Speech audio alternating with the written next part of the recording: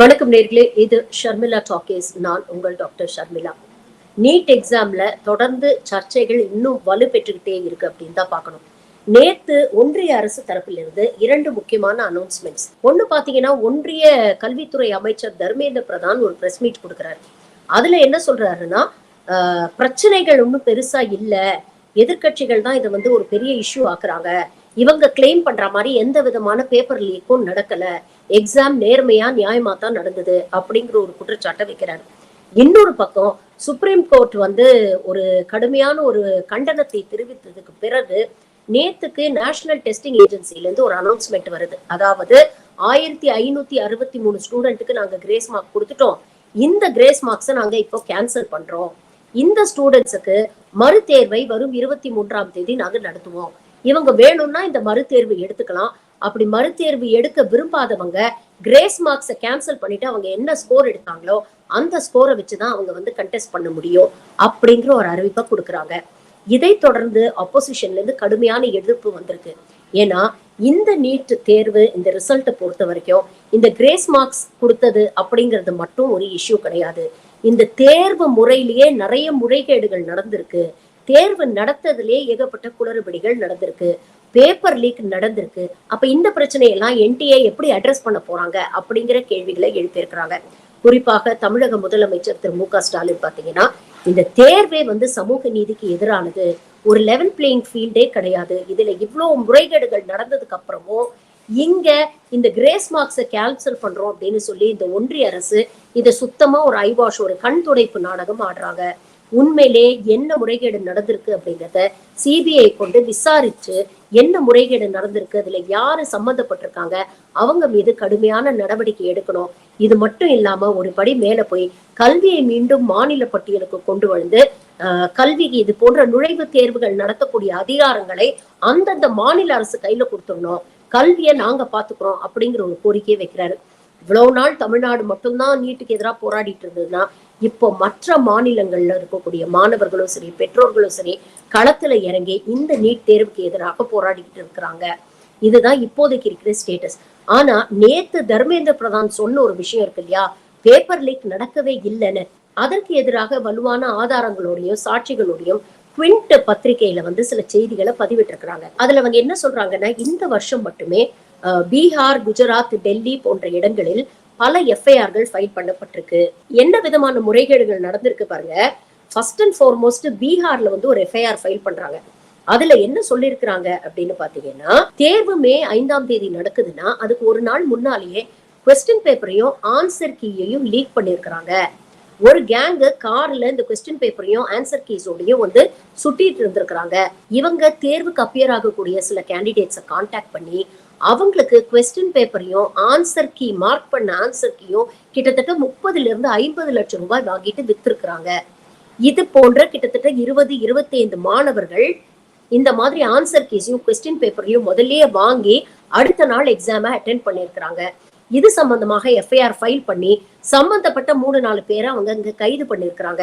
இதுல சம்பந்தப்பட்ட ஒரு மாணவரை கூப்பிட்டு அவரை விசாரிக்கும் பொழுது அவர் இது உண்மை, ஆமா 4ஆம் தேதியே எனக்கு கொஸ்டின் பேப்பரும் ஆன்சர் கீயும் கொடுத்துட்டாங்க, அதை வச்சுதான் நான் எக்ஸாம் அட்டென்ட் பண்ணேன், நான் 100% ஸ்கோர் பண்ணிருக்கிறேன் அப்படிங்கிற விஷயத்த அவர் ஒப்புதல் வாக்கு மூலமா கொடுத்திருக்கிறாரு. இன்னைக்கு அந்த மாணவரையும் அரெஸ்ட் பண்ணி விசாரணை நடந்துட்டு இருக்கு. பீகார்ல இப்படின்னா, குஜராத்ல பாத்தீங்கன்னா இன்னொரு பிரச்சனை.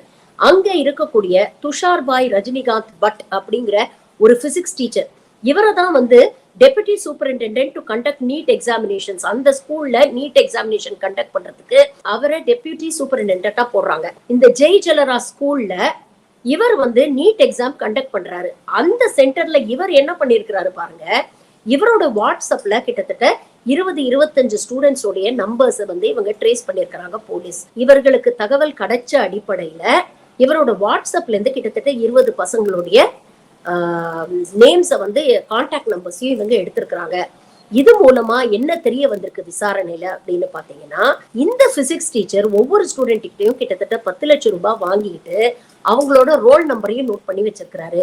உங்களுக்கு தெரிஞ்ச கேள்விகளுக்கு மட்டும் நீங்க பதில் சொல்லுங்க, மீதி கேள்விகளை எக்ஸாமுக்கு அப்புறம் நான் மார்க் பண்ணி கொடுத்துடுறேன், உங்களுக்கு மார்க் வரும் அப்படின்னு ஒரு டீலிங் பேசி ஸ்டூடெண்ட்டுக்கு 10 லட்சம் ரூபாய் அப்படின்னு பேரம் பேசி வாங்கி இவருடைய கார்ல இருந்து மட்டும் ரொக்கமா 7 லட்சம் ரூபாய் போலீஸ் பிடிச்சிருக்கிறாங்க. இது குஜராத்ல நடந்த கதை.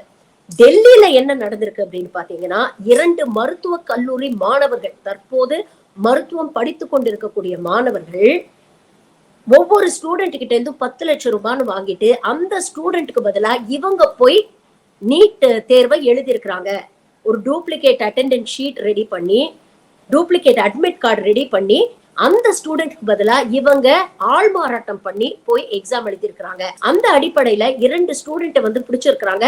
இன்னும் பல பேர் இந்த மாதிரி ஒரு குரூப்பா தெரிஞ்சுக்கிட்டு இருக்கிறாங்க அப்படிங்கிற தகவல்லாம் வருது.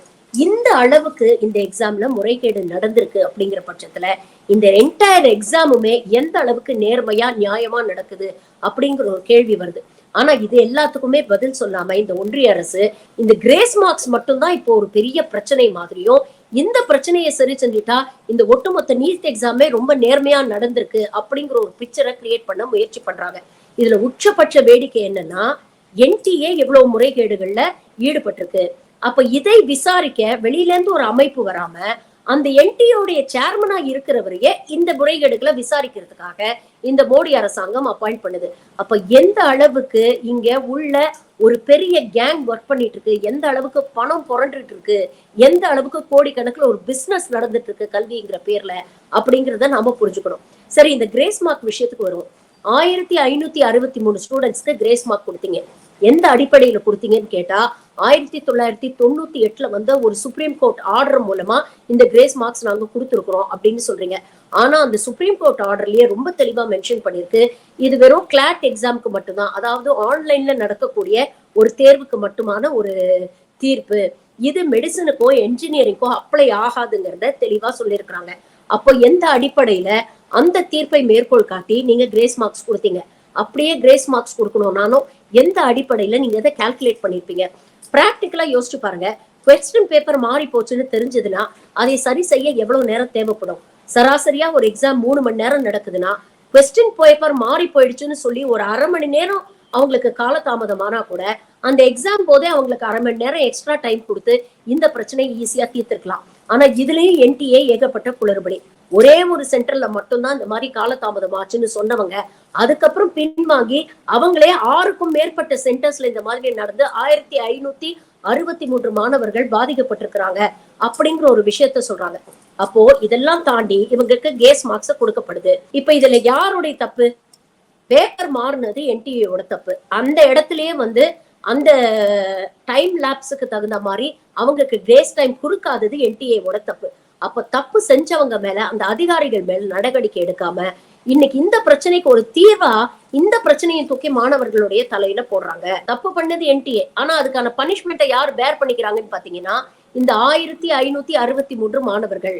யோசிச்சு பாருங்க, ஃபர்ஸ்ட் டைம் நீட் எக்ஸாம் எழுத போயிருப்பாங்க, சில பேர் செகண்ட் டைம், தேர்ட் டைம்னு ரிப்பீட்டர்ஸ் இருப்பாங்க. எவ்வளவு டென்ஷனோட அந்த எக்ஸாம் எழுத போயிருப்பாங்க. தங்களுடைய வாழ்க்கையை, எதிர்காலத்தை, எதிர்கால கனவை தீர்மானிக்கக்கூடிய ஒரு பரீட்சையை எழுத போறாங்க. அங்க கொஸ்டின் பேப்பர் மாறிடுச்சு அப்படிங்கும் பொழுதே அவங்களுக்கு ஏகப்பட்ட டென்ஷன், மன உளைச்சல் ஏற்பட்டிருக்கும். அந்த மன உளைச்சலையும் தாண்டி இவங்க ஒரு எக்ஸாம் எழுதி இருக்கிறாங்க. அப்படி இருக்கும்பொழுது அவங்களுக்கு கிரேஸ் மார்க்ஸ் கொடுத்தோம்னு சொல்லிட்டு அவங்களுக்கு ஒரு ரிசல்ட் ரிலீஸ் பண்ணிட்டு இப்போ திடுதிப்புன்னு இல்ல அந்த கிரேஸ் மார்க்ஸை கேன்சல் பண்றோம், மறுபடியும் 23ஆம் தேதி வந்து தேர்தல் எழுதுகன்னு சொல்றது இந்த மாணவர்களுக்கு இழைக்கக்கூடிய அநீதியா இல்லையா? அவங்க மனசு எவ்வளவு கஷ்டப்படும், எந்த அளவுக்கு அவங்க ஸ்ட்ரெஸ் அண்டர்கோ பண்ணுவாங்க அப்படிங்கறத பத்தி இந்த பாஜக மோடி அரசாங்கம் ஏதாவது யோசிச்சு பார்த்ததா? இது என்ன லைட் மாதிரி சுவிட்ச் ஆஃப் பண்ணி சுவிட்ச் ஆன் பண்ற வேலையா? நீங்க நினைச்சா எக்ஸாம் நடத்துவீங்க, நீங்க நினைச்சா கிரேஸ் மார்க்ஸ் கொடுப்பீங்க, நீங்க நினைச்சா கேன்சல் பண்ணுவீங்க, நீங்க நினைச்சா மறுதேர்வு நடத்துவீங்க அப்படின்னா மாணவர்களுடைய எதிர்காலம் உங்களுக்கு அவ்வளவு கிள்ளுக்கிரியா போச்சா? இப்ப மறுபடியும் இந்த தேர்வு எழுத உட்கார்றாங்க மாணவர்கள். நீங்க செட் பண்ற கொஸ்டின் பேப்பர் கடந்த எக்ஸாமோட கொஸ்டின் பேப்பரை விட இன்னும் கஷ்டமா இருந்ததுன்னா அந்த மாணவர்களுக்கு மார்க் குறையும். இப்ப புரியுதா என்ன சொல்றோம் அப்படின்னு? தொடர்ந்து இதைத்தான் காலங்காலமா சொல்லிட்டு இருக்கோம். நீட் தேர்வில் முறைகேடு இல்ல, நீட் என்கிறதே ஒரு முறைகேடு தான். நீட் என்ற இந்த அமைப்பே வந்து சமூக நீதிக்கு எதிரானது, ஏழை எளிய மக்களுக்கு எதிரானது. ரூரல் ஏரியாஸ்ல படிக்கக்கூடிய கிராமப்புற மாணவர்களுக்கு, அரசாங்க பள்ளிகள் படிக்கக்கூடிய மாணவர்களுக்கு, சிட்டிலேயே இருக்கக்கூடிய மிடில் கிளாஸ் மாணவர்களுக்கு இது எதிரானது. கோடிக்கணக்கில் பணத்தை செலவு பண்ணி கோச்சிங் சென்டர்ல போய் 2வது அட்டம் 3வது அட்டம் போறதுக்கு வசதியான மாணவர்களுக்கு அந்த தெம்பு இருக்கும், அந்த சக்தி இருக்கும். ஜஸ்ட் பாஸ் மார்க் வாங்கிட்டா கூட ஏதாவது ஒரு பிரைவேட் காலேஜ்ல அட்மிஷன் வாங்கி வருஷத்துக்கு 25 லட்சம் ரூபாய் கட்டுறதுக்கான தெம்பு அவங்களுடைய பெற்றோருக்கு இருக்கும். ஆனா ஏழை எளிய மாணவர்கள், அரசாங்க பள்ளியில படிக்கக்கூடிய மாணவர்கள், சிட்டிலேயே லோவர் மிடில் கிளாஸ்ல படிக்கக்கூடிய மாணவர்களுடைய பெற்றோருடைய சக்தியை யோசிச்சு பாருங்க. வருஷத்துக்கு 25-30 லட்சம் ரூபாய் கட்ட முடியுமா? அப்ப அவர்களுடைய வாய்ப்பை பறிக்கிற வகையில் இந்த எக்ஸாம் இருக்கு. அப்படிங்கறதுனாலதான் ஒட்டு மொத்தமாவே இந்த நீட் தேவையில்லாத ஆணி, இது சமூக நீதிக்கு எதிரானது அப்படின்னு தொடர்ந்து நாம வலியுறுத்திட்டு இருக்கோம். இந்த மாதிரி நேரத்துல 2 விஷயம் தான் நான் சொல்ல விரும்புறேன். ஒண்ணு, மாணவர்கள் தயவு செஞ்சு எல்லா விஷயத்திலுமே இது ஒண்ணுதான் தீர்வு, இது விட்டா வாழ்க்கையே இல்லை அப்படின்னு நினைச்சு எங்கேயுமே மனசுடைஞ்சு போயிடாதீங்க. எப்பவுமே பிளான் ஏன்னு ஒண்ணு இருந்ததுன்னா பிளான் பி, பிளான் சின்னு ஒண்ணு இருக்கணும். அது இந்த தேர்வுகளுக்கு மட்டும் இல்ல, வாழ்க்கைக்குமே பொருந்தும். ஒரு நுழைவுத் தேர்வு மட்டுமே உங்க எதிர்காலத்தை தீர்மானிக்காது. இது போன்ற நுழைவுத் தேர்வுகள் எழுதாம மருத்துவம் படிக்காத எவ்வளவு பேர் வாழ்க்கையில சக்சஸ்ஃபுல்லா இருந்திருக்கிறாங்க. அதனால எல்லா விஷயத்தையும் கொண்டு போய் don't put all your dreams in one basket. Always have a plan B, always have a plan C. அதே மாதிரி பெற்றோர் தயவு செஞ்சு பசங்க மேல பிரஷர் போடாதீங்க. இன்னைக்கு இந்த போராட்டம் நாடு தழுவிய போராட்டமா மாறி இருக்கு. இவ்வளவு நாள் தமிழ்நாடு மட்டும் பேசிட்டு இருந்தது, அதனால பெருசா இவங்க காதுல வாங்கல. இன்னைக்கே தமிழ்நாடு போன்ற மற்ற மாநிலங்களும் பேச ஆரம்பிச்சிருக்காங்க. பாஜக கூட்டணி ஆட்சியில் இருக்கக்கூடிய மாநிலங்களும் இன்னைக்கு நீட்டுக்கு எதிராக பேச ஆரம்பிச்சிருக்காங்க. அப்ப இந்த நேரத்துலதான் வலுவா இந்த மாணவர்களுக்கு நாம சப்போர்ட்டா நிக்கணும். நம்ம வீட்டுல பசங்க படிக்கலையே, நம்ம வீட்டுல பசங்க நீட் எழுதலையே, நாம எதுக்கு இதை பத்தி கவலைப்படணும்னு நினைச்சோம்னா அதுதான் உலகத்திலே பெரிய முட்டாள்தனம். சமூகத்துல நடக்கக்கூடிய ஒவ்வொரு மாற்றத்துக்கும் மக்களுடைய எழுச்சி தான் ஒரு முக்கியமான காரணமா இருக்கும். உங்க வீட்டுல குழந்தைங்க இருக்காங்களோ இல்லையோ, அவங்க படிக்கிறாங்களோ இல்லையோ, இன்னைக்கு படிக்கக்கூடிய இந்த தலைமுறைக்கு நாம சப்போர்ட்டா நின்னோம்னா தான் இதுக்கப்புறம் வரக்கூடிய தலைமுறையுடைய தலையெழுத்தை நம்ம மாத்த முடியும். சிந்திப்போம், செயல்படுவோம்.